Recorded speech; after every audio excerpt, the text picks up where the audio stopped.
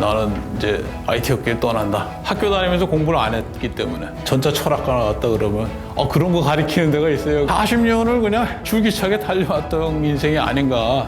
아시아 넘버원 ERP 회사 평균 연봉 1억. 한번 보여드릴까요? 네. 영림원은 영재가 숲을 이루는 집.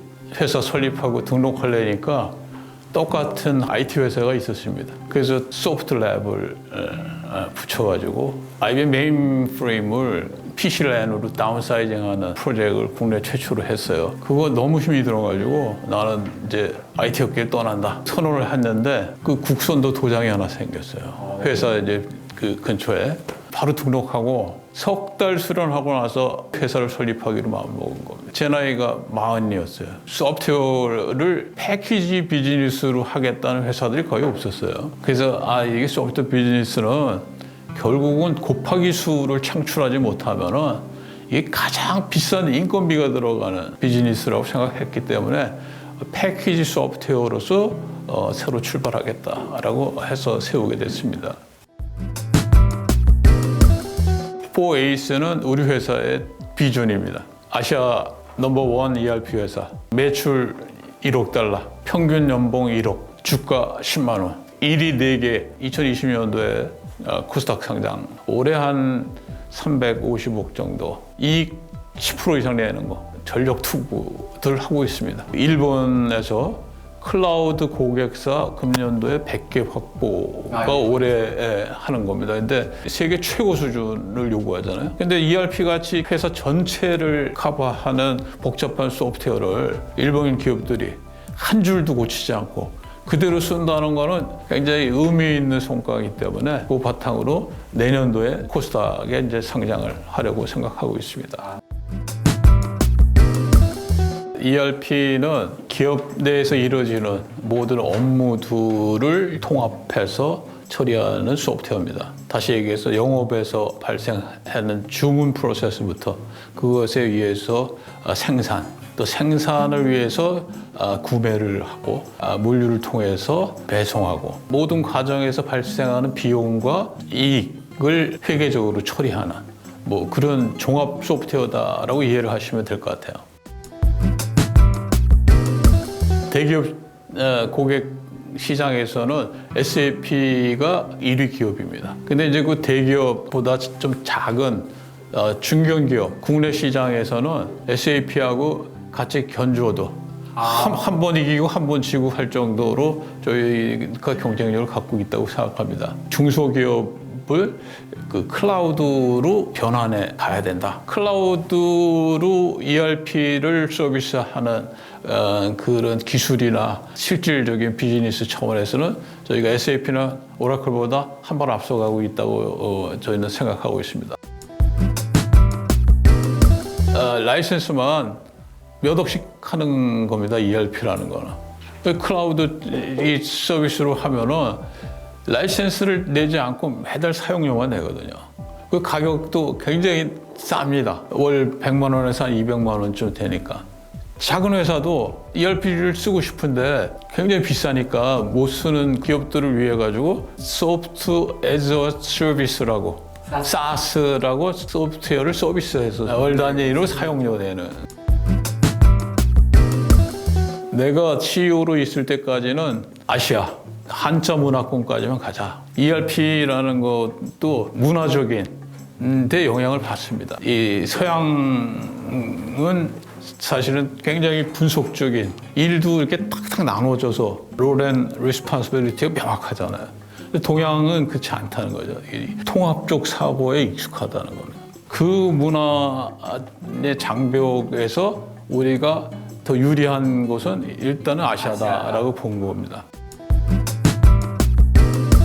올해 이제 발표할 거는 회사 전 업무를 약 한 100여 개 정도의 작은 프로세스로 나눠가지고 뗐다 붙였다 하면서 쓸 수 있게 만든 겁니다. 작은 회사는 자기가 필요한 것만 조금 가져다 써도 훨씬 사용료가 작지 않습니까? 회사가 성장하면서 계속 갖다 끼워 붙여도 점점 더 늘어날 수 있는 구조.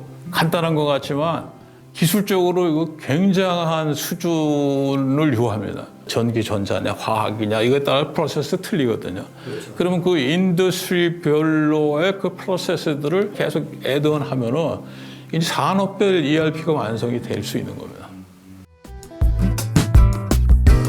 자율 조직으로 가기 위해 가지고 회사 내에서 호칭을 님으로 다 통일했어요. 신입사원도 저한테 권영범 님하고 부르죠. 이 수평 문화를 좀 확산시키자라는 거 했고 5년 전에 이 자율 조직을 바꾸면서 팀장을 없앴어요. 개인의 어떤 창의성이나 어떤 자발성을 좀 더 높여주지 않았을까. 이 상사하고의 갈등, 뭐 또 이 같은 동료하고의 갈등 이거가 없어진 것 같아요. ERP는 두 가지의 지식이 융합이 돼야지 됩니다. IT에 대한 지식이고 하나는 경영에 대한 지식입니다. 세계적인 회사, SAP. 저희보다 R&D 비용이 1000배예요, 1000배. 한국에서 만든 소프트웨어가 대등하게 경쟁할 수 있었던 거는 사실 그 융합되는 기술. 근데 저희는 이 순환보직, 소프트웨어 개발했다가 현장에 컨설팅 했다가 원맨 컨설팅이라고 해가지고 혼자 가서 해. 영업, 마케팅, 생산, 구매, 회계 이걸 혼자 다 알아야지 되는 거거든요. 프로젝트를 한 몇 년 하고 나면은 IT에 대한 지식과 이 경영에 대한 지식을 현장에서 갖추게 되니까 그게 저희의 아주 굉장히 큰 강점이라고 저는 보고 있습니다. 직원들 급여의 1%씩 금액 많고 회사가 또 내서 공부에 뜻은 있으나 집이 어려운 애들한테 이제 그 장학금을 주는 거를 계속 하고 있습니다. 그래서 매달 30만 원씩 줍니다. 12달. 성적만 안 떨어지면은 그냥 고3까지 다 받을 수 있죠.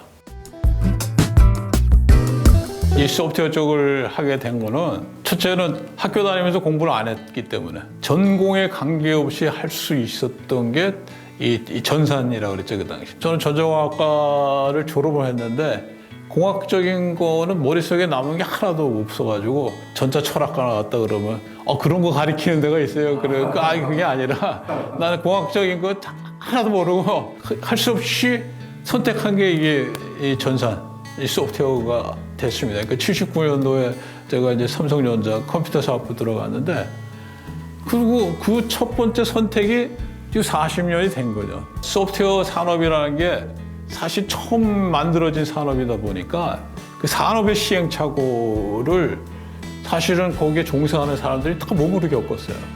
이게 뭐 선택의 여지가 아니라 운명적인 어떤 길이었지 않는가 생각됩니다. 그래서 다시 태어나면은 또 운명적인 길이 뭐 있겠죠. 그 일을 잘하려면은 심신을 갈고 닦는 거가 매우 중요한 것 같아요. 창업할 때도 국선도라는 인연을 만나서 수련한 지 석 달 만에 창업하게 된 거고 몸을 튼튼하게 하는 그런 거가 뒷받침이 됐기 때문에 오지 않았는가라고 생각됩니다. 올해 66인데 앉아서 다리 벌리고 딱 엎드리면요 배가 바닥에 딱 닿습니다. 우리 300명 직원 중에 저 절반도 못해요 다. 그게 숙이는 거가. 한번 보여드릴까요? 네.